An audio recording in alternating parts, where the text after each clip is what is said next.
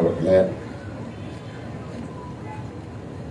அனைவரையும் வரவேற்று சிறப்பித்திருக்கிற தோழர் நீலன் அவர்களே, முன்னிலை வகித்த நிகழ்வை சிறப்பித்துக் கொண்டிருக்கிற திராவிட மாணவர் கழக மாநில பொறுப்பாளர்கள் தொண்டரம், தங்கமணி, ஜீவா, சிவபாரதி, இனியன், மணிமொழி, ராகுல், அறிவுச்சுடர், இளஞ்செழியன், கவிபாரதி, திராவிட செல்வன் ஆகிய தம்பிகளே, தொடக்க உரையாற்றி இந்த ஆர்ப்பாட்டத்திற்கான நோக்கத்தை விளக்கி உரையாற்றி அமர்ந்திருக்கிற திராவிடர் கழகத்தின் துணைத் தலைவர், அரை நூற்றாண்டு காலம் பெரியார் திடலில் தன்னை அர்ப்பணித்துக் கொண்டு பெரியாரிய கருத்தியலை பரப்பிக் கொண்டிருக்கிற மாணவிகு கவிஞர் அண்ணன் கலி பூங்குன்றன் அவர்களே,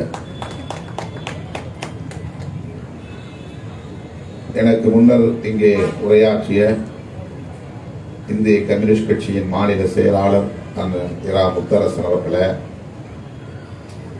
மறுமலர்ச்சி திராவிட முன்னேற்ற கழகத்தின் கொள்கை விளக்க அணி மாநில செயலாளர் மாணவிகு வந்தியத்தேவன் அவர்களே, பொதுப்பள்ளிக்கான மாநில மேடையின் பொதுச் செயலாளர் தோழர் பிரின்ஸ் கஜேந்திர பாபு அவர்களே, உரையாற்றி விடைபெற்று சென்றிருக்கிற மனிதநேய மக்கள் கட்சியின் தலைவர் சட்டமன்ற உறுப்பினர் பேராசிரியர் ஜவாஹிருல்லா அவர்களே, இந்திய யூனியன் முஸ்லீம் லீக் சார்பில் உரையாற்றி விடைபெற்று சென்றிருக்கிற முகமது அபுபக்கர் அவர்களே, மார்க்சிஸ்ட் கம்யூனிஸ்ட் கட்சியின் சார்பில் உரையாற்றி விடைபெற்றிருக்கிற தோழர் ஜி ராமகிருஷ்ணன் அவர்களே, எனக்கு அடுத்து நம்மிடையே உரையாற்றவிருக்கிற திராவிட முன்னேற்ற கழகத்தின் செய்தி தொடர்பு குழு தலைவர், மேனாள் நாடாளுமன்ற உறுப்பினர் அண்ணன் TKS இளங்கோவன் அவர்களே, நிறைவாக நம்மிடையே பேருரை ஆற்றவிருக்கிற திராவிடர் கழகத்தின் தலைவரும் தமிழர் தலைவருமான வானமிகு ஐயா ஆசிரியர் அவர்களே, நன்றியுரையாற்றவிருக்கிற இளமாறன் அவர்களே, திரளாக கூடியிருக்கிற தமிழ் சொந்தங்களே, உங்கள் அனைவருக்கும் என்னுடைய பணிவார்ந்த வணக்கத்தை தெரிவித்துக் கொள்கிறேன்.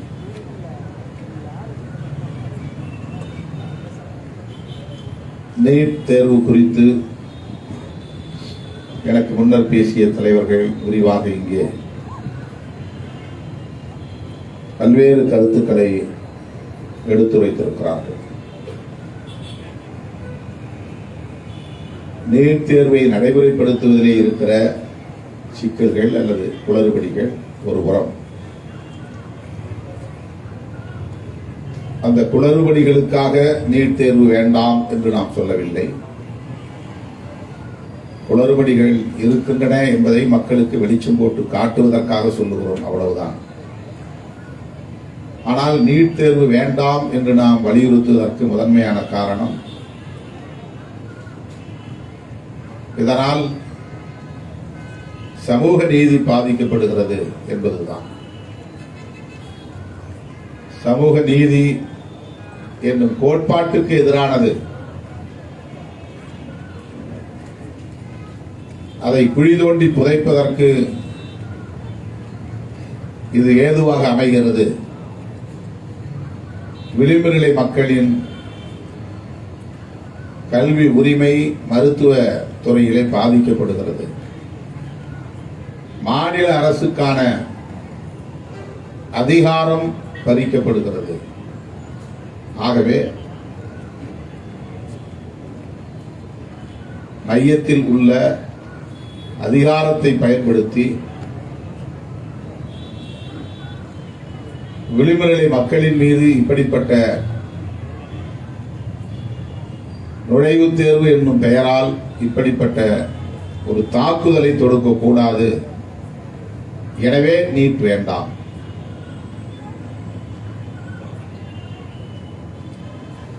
720 மார்க்குக்கு 720 மார்க் எப்படி எடுத்தான் 719 எப்படி வந்தது, 718 மதிப்பெண்கள் எப்படி வந்தன, கோடிக்கணக்கான ரூபாய் நீட் தேர்வு தொடர்பான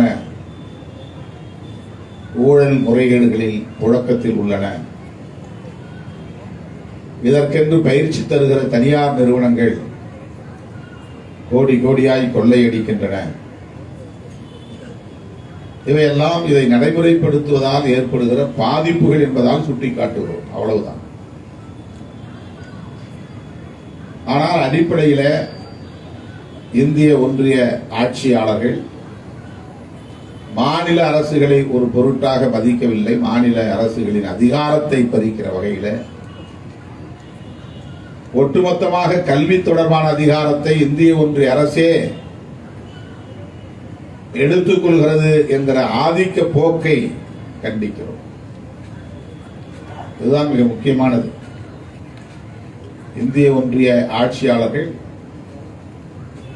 கல்வி தொடர்பான அதிகாரம் ஒத்திசைவு பட்டியலிலே இருக்கிற காரணத்தினால் அதை பயன்படுத்தி தாந்தோன்றித்தனமாக செயல்படுகிறது. மாநில அரசுகளின் உரிமைகளை பறிக்கிறது. இது எந்த வகையிலும் ஏற்புடையதல்ல என்பது முக்கியமானது. இரண்டாவது, மாநில அரசுகளின் கல்வி திட்டத்தை சிதைப்பது. மாநில அரசுக்கான அதிகாரத்தை அல்லது உரிமையை பறிப்பது என்பது ஒரு புறம். இரண்டாவது, மாநில அரசுகள் பின்பற்றி வருகிற மாநில அரசுக்கான அந்தந்த மாநிலங்களுக்கான கல்வி திட்டம் தொடர்பான உரிமைகளை சிதைப்பது.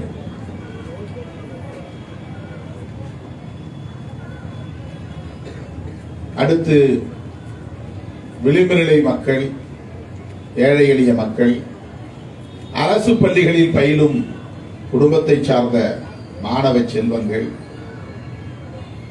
முதல் தலைமுறையாய் படிக்கிற குடும்பங்களை சார்ந்த மாணவ கண்மணிகள் பாதிப்புக்குள்ளாகக்கூடிய வகையிலே அவர்களை எல்லாம் மறைமுகமாக வெளியேற்றுகிற ஒரு சதி முயற்சி. அவர்களை வெளியேற்றுகிற ஒரு சதி முயற்சி. எல்லோருக்கும் பொதுவானது நுழைவுத் தேர்வு. யார் வேண்டுமானாலும் எழுதலாம், யார் வேண்டுமானாலும் அதில் தேர்ச்சி பெறலாம். அதன் மூலம் யார் வேண்டுமானாலும் மருத்துவ கல்வியை பெறலாம் என்று பொதுவான ஒரு தோற்றத்தை உருவாக்கிவிட்டு எளிய குடும்பங்களை சார்ந்தவர்களை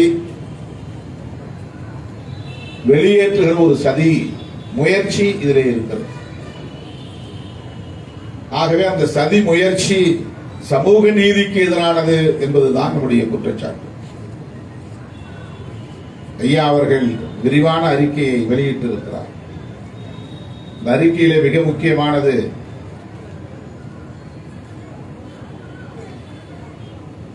நீட் தேர்வால் பாதிக்கப்பட்டவர்கள் யார் யார், 5-6 தலைப்புகளிலே விரிவான அறிக்கையை அவர் பதிவு செய்திருக்கிறார், வெளியிட்டிருக்கிறார். அதில் 4வதாக உள்ள பத்தி நீட் தேர்வால் பாதிக்கப்பட்டவர்கள் யார் யார்.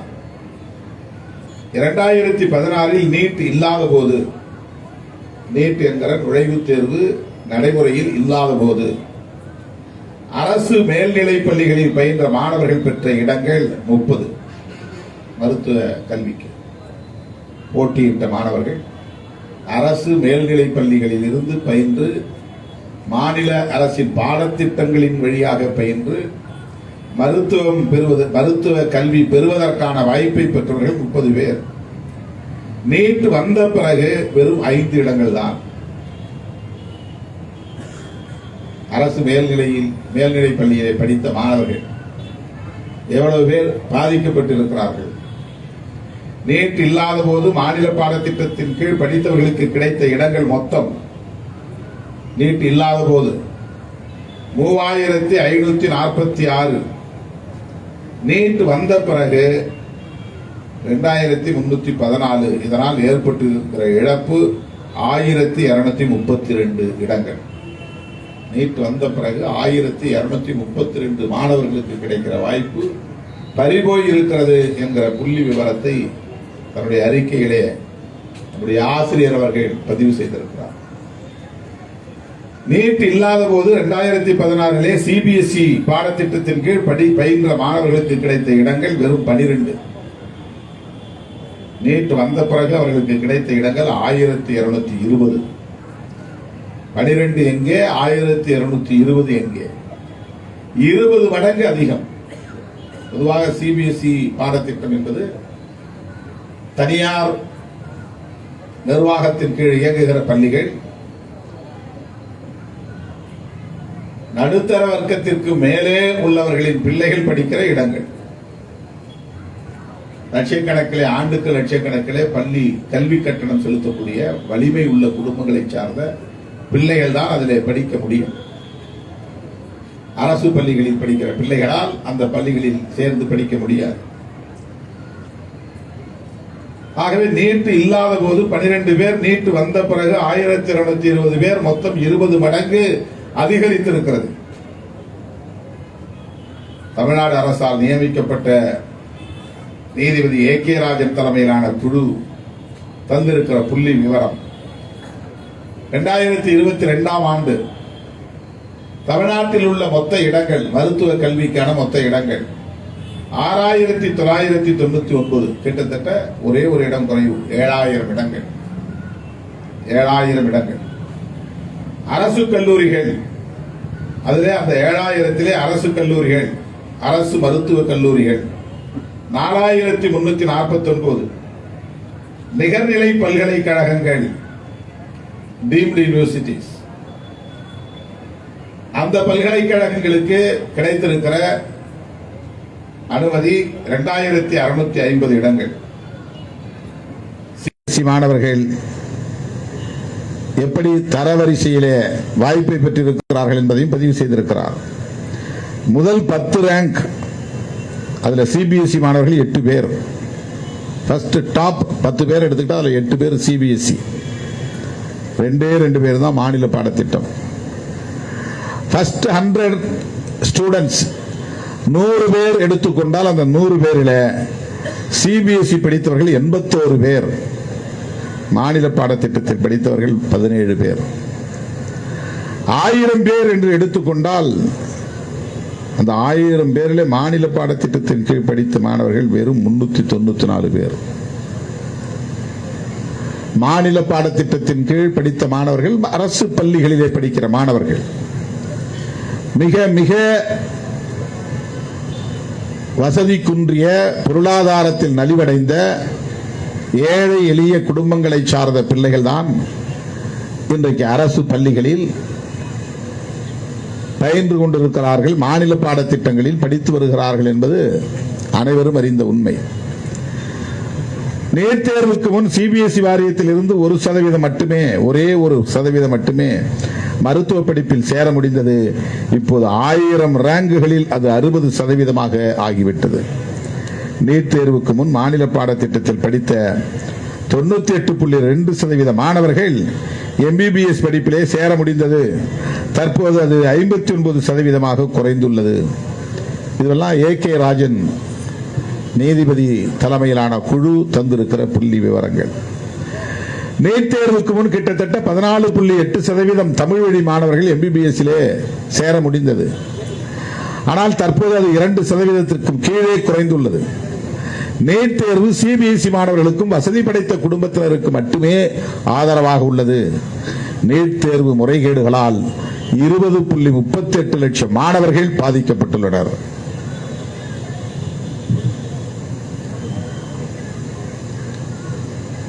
இந்த திட்டம் யாருக்காக கொண்டு வரப்பட்டிருக்கிறது? இந்த நுழைவுத் தேர்வு எதற்காக கொண்டு வரப்பட்டது? எப்படி சமூக நீதியை நீர்த்து போகச் செய்கிறார்கள்? சமூக நீதியின் மூலம் எளிய குடும்பத்தினர் பெற்ற பயன்கள் எவ்வாறு தடுக்கப்படுகின்றன, தட்டி பறிக்கப்படுகின்றன? இதுதான் ஆசிரியர் அவர்கள் வெளியிட்டிருக்கிற அறிக்கையில் சொல்லப்பட்டிருக்கிற உண்மைகள். இவை அனைத்தும் புள்ளி விவரங்களோடு தொடர்புடையது. வாய் புளித்ததோ மாங்காய் புளித்ததோ என்று ஏதோ இந்திய ஒன்றிய அரசுக்கு எதிராக பேச வேண்டும் என்று பேசுகிற கருத்துக்கள் அல்ல. எவராலும் மறுதலிக்க முடியாத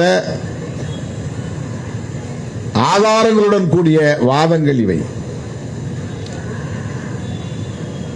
விடுதலை சிறுத்தைகள் தொடக்க காலத்தில் இருந்து வலியுறுத்துகிற கருத்து இந்தியா முழுவதும் நீட் கூடாது என்பதுதான். தமிழ்நாட்டில் மட்டும் என்று நாம் சொல்லவில்லை.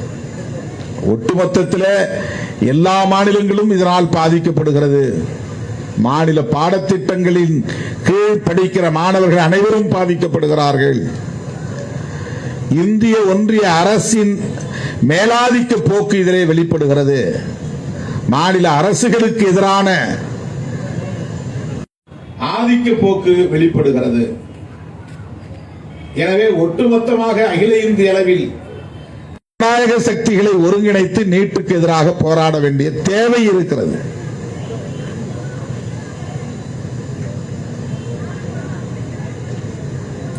இந்த எல்லா மாற்றங்களும் உன்னிப்பாக கவனித்தால், நுட்பமாக கவனித்தால், இந்திய அரசியலில் ஏற்பட்டிருக்கிற மிகப்பெரிய மாற்றங்களுக்கு அடிப்படையான ஒரு காரணம் இருக்கிறது. மண்டல் பரிந்துரை நடைமுறைக்கு வந்தது என்பதுதான். இந்திய அரசியலின் போக்குகளை மண்டல் பரிந்துரைக்கு முன், மண்டல் பரிந்துரைக்கு பின் என்று நாம் பகுப்பாய்வு செய்து பார்க்க கடமைப்பட்டவர்களாக இருக்கிறோம். ரொம்ப முக்கியமான ஒரு புள்ளி. அகில இந்திய அளவிலே ஓபிசி சமூகத்தினரை ஒருங்கிணைப்பதற்கு இந்த புள்ளிதான் மிக மிக வலிமை வாய்ந்த ஒரு புள்ளியாக இருக்கிறது. மண்டல் பரிந்துரைக்கு முன்பு இடஒதுக்கீடு இருந்தது. எஸ்சி எஸ்டி சமூகத்தினருக்கான இடஒதுக்கீடு இருந்தது. அரசமைப்பு சட்டத்தின் பாதுகாப்போடு அது நடைமுறையில் இருந்தது. அதை முழுமையாக நடைமுறைப்படுத்தினார்களா இல்லையா என்பது வேறு. அதை நடைமுறைப்படுத்துவதிலே எவ்வளவு பெரிய துரோகங்களை செய்திருக்கிறார்கள், சதிகளை செய்திருக்கிறார்கள் என்பது வேறு. ஆனால் அதற்கு கடுமையான எதிர்ப்பு என்பது வெளிப்படையாக இல்லை. விபி சிங் அவர்கள் பிரதமராக இருந்த காலத்தில் மண்டல் பரிந்துரை நடைமுறைக்கு வந்தது. அது நடைமுறைக்கு வந்த நொடியில் இருந்து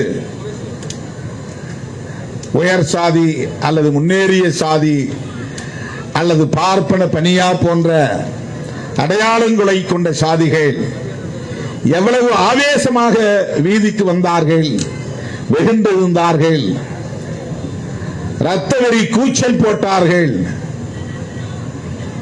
விபி சிங் ஆட்சியை கவிழ்த்தார்கள். அதன் பிறகு எப்படி அவர்கள் அரசியலை முன்னெடுத்தார்கள், காய்களை நகர்த்தினார்கள் என்பதுதான் இங்கே கவனிக்க வேண்டிய ஒன்று, நாம் விவாதிக்க வேண்டிய ஒன்று. ஓபிசி சமூகத்தினருக்கு கல்வியிலும் வேலை வாய்ப்பிலும் இடஒதுக்கீடு வேண்டும் என்கிற குரல் நீண்ட காலத்து குரல். அதற்கான போராட்டம் என்பது நாடு விடுதலை பெற்ற நாளில் இருந்தே தொடங்கிவிட்டது. புரட்சியாளர் அம்பேத்கர் அவர்கள் தன்னுடைய அமைச்சர் பதவியை ராஜினாமா செய்துவிட்டு வெளியே வந்தபோது அவர் சொன்ன காரணங்களுள் இதுவும் ஒன்று. ஓபிசி சமூகத்தினரின் நலன்களை பாதுகாப்பதற்கென்று ஒரு ஆணையம் அமைக்க வேண்டும் என்று நான் தொடர்ந்து வலியுறுத்தி வருகிறேன். பண்டிட் ஜவஹர்லால் நேரு அவர்களின் தலைமையிலான இந்த அரசு அதை பொருட்படுத்தவில்லை என்ற குற்றச்சாட்டை வெளிப்படையாக வைத்தார். காக்கா கலேல்கர் அவர்களின் தலைமையில் அதன் பிறகு ஒரு கமிஷன் போடப்பட்டது. அந்த அறிக்கை அரசிடம் சமர்ப்பிக்கப்பட்டும் அன்றைக்கு அது நடைமுறைக்கு வரவில்லை, கிடப்பிலே போட்டுவிட்டார்கள். அதன் பிறகு நாடு தழுவிய அளவிலே ஓபிசி மக்களின் சமூக நீதி குறித்த குரல் இன்னும் வலுவாக இருந்த பிறகு மண்டல் பிபி மண்டல் தலைமையிலே ஒரு குழு அமைக்கப்பெற்று அந்த அறிக்கை அரசுக்கு ஒப்படைக்கப்பட்ட நிலையில் நல்வாய்ப்பாக விபி சிங் பிரதமரானார்.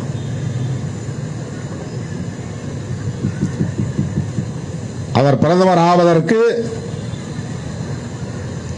தமிழ்நாட்டில் இருந்து நம்முடைய திராவிட முன்னேற்ற கழக தலைவர் முத்தமிழறிஞர் கலைஞர் உள்ளிட்ட தலைவர்கள் பேராதரவாக நின்றார்கள். திராவிடர் கழகம் பேராதரவாக இருந்தது என்பது வரலாறு.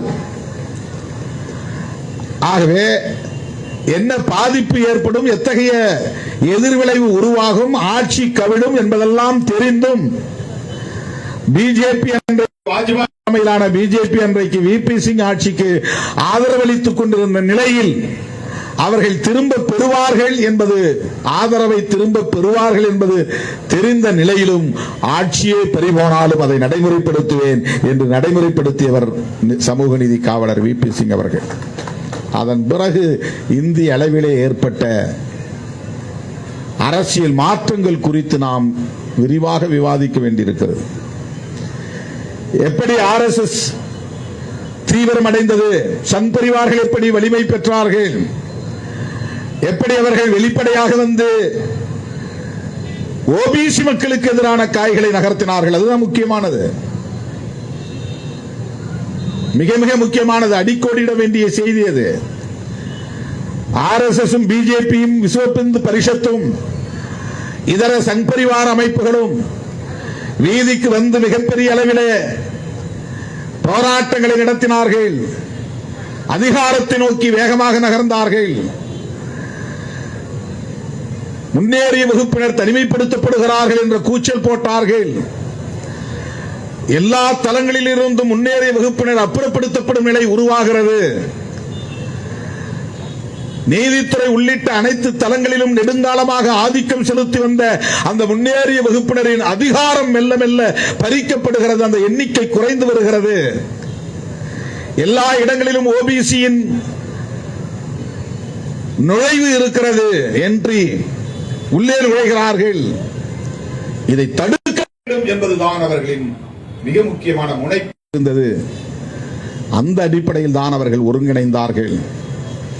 அதன் அடிப்படையில் தான் அத்வானி ரத யாத்திரை என்ற ஒரு போராட்டத்தை முன்னெடுத்து அது ரத்த யாத்திரையாக முடிந்து அந்த வேகத்திலேயே பாபர் மசூதி இடிக்கப்பட்டு, பாபர் மசூதி இடிக்கப்பட்ட அந்த சூழலிலேயே அவர்கள் முன்வைத்த அஜெண்டா தான் இந்துத்துவ அஜெண்டா. அதுவரையில் இந்துத்துவ அஜெண்டா என்பது வெளியிலே பேசப்படாத ஒரு செயல் திட்டமாக இருந்தது. பாபர் மசூதி இடிக்கப்பட்ட பிறகு அவர்கள் முன்வைத்த அரசியல் ஓபிசியை இந்துக்கள் என்று அரவணைத்துக் கொள்ள வேண்டும். மறுபடியும் பிராமணர்கள் அல்லது முன்னேறிய சாதியினர் தனிமைப்படுத்தப்படும் நிலை உருவாகிவிடக் கூடாது. இவர்களோடு இணைந்து நாங்களும் இந்து, நீங்களும் இந்து, நாம் அனைவரும் இந்து, இந்து பெரும்பான்மைவாதம் என்ற அடிப்படையிலே ஒன்று சேருவோம் என்கிற ஒரு புதிய குரல், ஒரு புதிய செயல் திட்டம், அப்படித்தான் அது முன்வைக்கப்பட்டது. அந்த டிராப், அந்த எலிப்புரியிலே போய் சிக்கிய ஏராளமான ஓபிசி தலைவர்கள் அரசியல் ஆதாயங்களுக்காக, ஒரு தற்காலிக ஆதாயங்களுக்காக எல்லா மாநிலங்களிலும் கொண்டு போய் பிஜேபியை அறிமுகப்படுத்தினார்கள். பிஜேபியின் கொடிகளை ஏற்றுவதற்கு ஏற்பாடு செய்தார்கள். பிஜேபியின் சின்னங்களை வீதிகளிலே, வீடுகளிலே, இல்லங்களிலே, சுவர்களிலே எழுதினார்கள். எழுதியவர்கள் ஓபிசி தலைவர்கள். அதுதான் முக்கியமானது. இன்றைக்கும் கூட தமிழ்நாட்டிலே வீதிக்கு வீதி, மூளைக்கு மூளை, ஒவ்வொருவரின் இல்லத்தின் சுவர்களிலும் பாரதிய ஜனதாவின் சின்னத்தை யார் வரைந்தது? சின்னம் வரைவதற்கு அவர்களுக்கு ஏது ஆள்? வாக்குச்சாவடியிலே உட்கார்வதற்கு அவர்களுக்கு ஏது ஆள்? ஒவ்வொரு வாக்குச்சாவடியிலும் உட்கார்ந்தவர்கள் யார்? சின்னங்களை வரைந்தவர்கள் யார்? அந்த கட்சி வேரூன்றுவதற்கு யார் துணை நிற்கிறார்கள்? இதெல்லாம் விவாதத்திற்குரியவையா இல்லையா? அவர்கள் வலுப்பெற எங்கே இது போய் முடியும்? நீட்டு கொண்டு வந்தது என்பது அவர்கள் அதிகாரத்திற்கு வந்த பிறகுதானே. எத்தனை எத்தனை தடைகள் சமூக நீதிக்கு எதிராக, எல்லாவற்றையும் தனியார்மயமாக்குகிற சதி. ஏன் எல்லாவற்றையும் தனியார்மயமாக்குகிறார்கள்? வெறும் பொருளாதார ஆதாயத்திற்காகவா? இல்லை தோழர்களே, சமூக நீதியை நீர்த்து போக செய்வதற்குத்தான், அதை டைலூட் செய்வதற்குத்தான், அதைவிட முக்கியமாக ஓபிசி வலிமை பெறுவதை தடுப்பதற்காகத்தான். இந்த இடஒதுக்கீட்டால் ஓபிசி சமூகத்தினர் இந்தியா முழுவதும் வலிமை பெற்று வருகிறார்கள். எல்லா தளங்களிலும் வலிமை பெற்று வருகிறார்கள். அவர்களின் ஆதிக்கம் ஆங்காங்கே பரவி வருகிறது என்று அவர்கள் அச்சப்படுகிறார்கள். அதை தடுக்க வேண்டும். ஓபிசி சமூகத்தினரை வைத்தே தடுக்க வேண்டும். ஓபிசி சமூகத்தினரை வைத்தே தடுப்பதற்காக அவர்கள் கண்டறிந்த ஒரு செயல் திட்டம் தான் இந்துத்துவ அஜெண்டா. நீண்ட நெடுங்காலமாக மகாத்மா ஜோதிபா புலே காலம், அதற்கு முன்னதாக கௌதம புத்தர் காலம், 2500 ஆண்டுகளாக தொடர்ந்து எக்ஸ்க்ளூஷன் ஆஃப் பிராமின்ஸ் என்பதுதான் போராட்டமாக இருந்திருக்கிறது. பிராமணர்களை அல்லது அந்த ஆதிக்க சக்திகளை அந்நியப்படுத்துவது, அவர்களை தனிமைப்படுத்தி மற்றவர்களை பிரிப்பது, அவர்களை ஒருங்கிணைப்பது என்பதுதான் போராட்டமாக இருந்திருக்கிறது. அதுதான் அடிப்படை கருத்தியலாக இருந்திருக்கிறது. அதைத்தான் காஞ்சிராம் பகுஜன் யூனிட்டி என்று சொன்னார். பகுஜன் என்று சொன்னால் தலித்துகள் என்று பொருள் அல்ல. எஸ்சி எஸ்டி மைனாரிட்டிஸ் எல்லோரும் சேர்ந்தது ஓபிசி. இந்த சமூகங்களை சார்ந்தவர்கள் சமூக நீதி சமூகங்கள் என்று நான் அதை காயின் செய்தேன். தமிழ்நாட்டை பொறுத்தவரையில் சமூக நீதி சமூகங்கள். பகுஜன் என்பது சமூக நீதி சமூகங்கள்.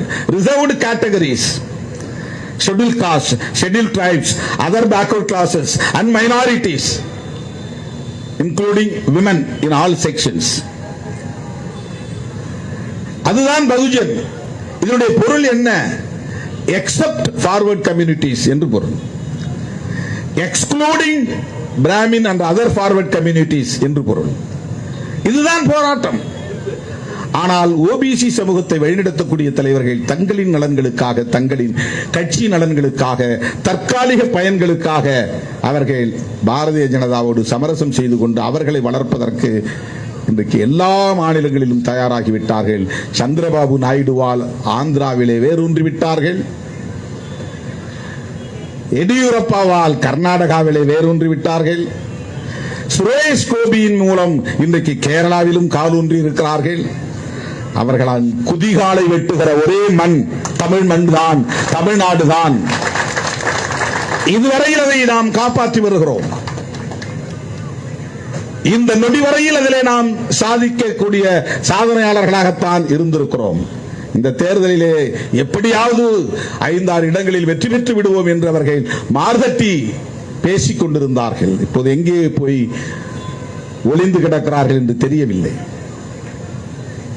தமிழ்நாட்டு மக்களிடையே இந்த புரிதல் இன்றைக்கு வலுவாக இருக்கிறது. வெறும் கூட்டணி பலத்தால் மட்டும் நாம் வெற்றி பெற்று விட்டோம் என்று கருதிவிடக் கூடாது. இந்த கருத்தியலும் மக்களிடத்திலே இருக்கிறது. ஆன்டி பிஜேபி, ஆன்டி ஆர்எஸ்எஸ், அவர்கள் சமூக நீதிக்கு எதிரான கும்பல், சதி கும்பல். இந்த புரிதல் இருக்கிறது. இந்த புரிதல் உள்ளவர்களின் எண்ணிக்கை இங்கே கணிசமாக இருக்கிறது. வெறும் கமிட்டட் ஓட்ஸ் மட்டும் வந்திருந்தா ஜெயிக்க முடியாது. திமுகவுக்கான கமிட்டட் ஓட்ஸ், அதுக்கு திமுக கூட்டணியிலே இருக்கிற அந்த பார்ட்டி ஓட் பேங்க், ஒவ்வொரு கட்சிக்கும் ஒரு ஓட் பேங்க் என்று இருக்கும், அது மட்டும் சேர்ந்தால் வெற்றி பெற்று விட முடியாது. இந்த கருத்தியல் ரீதியாக இந்த மண்ணிலே பிஜேபி எதிர்ப்பு அல்லது ஆர்எஸ்எஸ் எதிர்ப்பு அல்லது சங் பரிவார்கள் எதிர்ப்பு என்பது இங்கே ஆழமாக வேரூன்றி இருக்கிறது தோழர்களே. அதை நாம் முதலில் புரிந்து கொள்ள வேண்டும். அதற்கு அடிப்படை பெரியார் இயக்கம்தான், திராவிடர் இயக்கம்தான், திராவிடர் கழகம்தான் என்பதையும் நாம் பெருமையோடு பதிவு செய்ய கடமைப்பட்டிருக்கிறோம். அதை நாம் ஓங்கி உரத்து சொல்ல கடமைப்பட்டிருக்கிறோம். இன்னும் வலுவாக அதை முன்னெடுத்து செல்ல வேண்டிய தேவை இருக்கிறது. இந்த நிகழ்வின் ஊடாக நான் சொல்ல விரும்புகிற செய்தி, அகில இந்திய அளவில் ஓபிசி சமூகத்தை சார்ந்த தலைவர்களுக்கு ஒரு சென்சிட்டைசேஷன், விழிப்புணர்வு புரோகிராம்ஸ், நிகழ்வுகள் தேவைப்படுகின்றன. அவர்களை ஒருங்கிணைக்க வேண்டிய தேவை இருக்கிறது. நிதிஷ்குமார் அதிர்ச்சியாக இருக்கிறது. அவர்கள் எல்லாம் முற்போக்கான சிந்தனையாளர்களின் பாரம்பரியத்தில் இருந்து வந்தவர்கள். அன்றைக்கு விசா காலத்திலே அதை கடுமையாக எதிர்த்த போராளிகளின் வழிவந்தவர்கள். 1976-77 விசா வந்த போது அந்த ஆதிக்கத்தை எதிர்ப்பதற்கு அகில இந்திய அளவிலே மக்கள் ஒருங்கிணைந்தார்கள். லோகியா போன்ற தலைவர்களின் வாரிசுகளாக ஒருங்கிணைந்தார்கள். அவர்கள் எல்லாம் அன்றைக்கு ஒருங்கிணைந்து அந்த ஆதிக்கத்தை எதிர்த்தார்கள். ஜனநாயகத்திற்கு ஆபத்து வந்து விட்டது. அப்போது ஜனதா என்ற ஒரு அமைப்பு உருவானது. திமுக, திக போன்ற அமைப்புகள் இன்றைக்கு அதிலே மிக பெரும் சக்திகளாக இருந்தார்கள். இந்த நாட்டை காக்க வேண்டும் அகில இந்திய அளவில் என்கிற போது தமிழ்நாடு எவ்வளவு பெரிய பங்களிப்பை செய்தது என்பதற்கு 76, 77 காலகட்டம் முக்கியமானது. அது ஒரு பெரிய தாக்கத்தை இந்திய அரசியலில் ஏற்படுத்தியது. அதன் பிறகு இந்திய அரசியலில் ஏற்படுத்திய மிகப்பெரிய தாக்கம் என்பது மண்டல் பரிந்துரைதான். இனி தமிழ்நாட்டு அரசியலை மட்டுமல்ல, இந்திய அரசியலை மண்டலுக்கு முன் மண்டலுக்கு பின் என்றே நாம் பகுப்பாய்வு செய்ய கடமைப்பட்டவர்களாக இருக்கிறோம். அந்த அடிப்படையில் அரசியலை நாம் மக்களிடத்தில் கொண்டு போய் சேர்க்க வேண்டும். இது வலிமை பெற்றால் 2029 வரையில் நாம் காத்திருக்க வேண்டிய தேவையில்லை. இன்றைய மைனாரிட்டி பிஜேபி அரசை தூக்கி எறிந்துவிட்டு புதிய ஆட்சியை டெல்லியிலே உருவாக்கிவிட முடியும். இந்தியா கூட்டணி அதுவரையில் வெற்றிகரமாக இணைந்து பயணிக்க வேண்டும். அதுதான் முக்கியமானது. நான் அண்மையிலே நடந்த கூட்டத்திலே சொன்னேன், அந்த அணியிலே யார் விலகுவார்கள், யாரை நாம் நம் பக்கம் இழுக்கலாம் என்று முயற்சி செய்வதை விட நம்முடைய அணியை பாதுகாப்பாக வைத்துக் கொள்வது முக்கியமானது. இந்த அணியை உடைக்க மோடி, அமித்ஷா போன்றவர்கள் எதையும் செய்வார்கள். என்ன, அவங்க வந்து வெல் ட்ரெயின்டு. இந்த RSS சங் பரிவார் அமைப்புகளை இருக்கிறவங்க வந்து நீங்க சாதாரணமா எடை போட முடியாது. எந்த பிரதிபலனும் எதிர்பார்க்காமல், எந்த பயனும் எதிர்பார்க்காமல் அவர்களின் கொள்கைக்காக, நோக்கத்திற்காக பாடாற்றக்கூடியவர்கள். எல்லா எத்திக்ஸ், எல்லா விதமான இந்த எத்திக்ஸ் என்று சொல்லக்கூடிய நியாய தர்மங்களுக்கு கடந்து செயல்படக்கூடியவர்கள். அதெல்லாம் பொருட்படுத்த மாட்டாங்க. அவங்க நோக்கம்தான் முக்கியம், அவங்க கொள்கை தான் முக்கியம். அதனால எதையும் மீறுவார்கள். தான் தோன்றித்தனமாக எந்த முடிவையும் எடுப்பார்கள். எதை வேண்டுமானாலும் செய்வார்கள். மோடி திடீர்னு வந்து பிரசிடென்சியல் ஃபார்ம் ஆஃப் கவர்மெண்ட்ங்கிற பேர்ல இங்கே குடியரசுத் தலைவர் ஆட்சி முறை தான் வரப்போகுது அப்படின்னு அறிவிச்சா கூட யாரும் ஆச்சரியப்படுவதற்கு இல்லை. இதே கேபினெட்டை மைனாரிட்டி கவர்மெண்ட்டை கொண்டுட்டு போகணும், 5 வருஷத்துக்கு போராடிட்டு இருக்கணும் அப்படின்னா அவங்க இருப்பாங்கன்னு நாம நினைக்க முடியாது. எந்த நேரத்தில் வேணாலும் எப்படி வேணாலும் மோடி முடிவெடுக்க வாய்ப்பு இருக்கிறது. நாம் மிகுந்த கவனத்தோடு இருக்க வேண்டும்.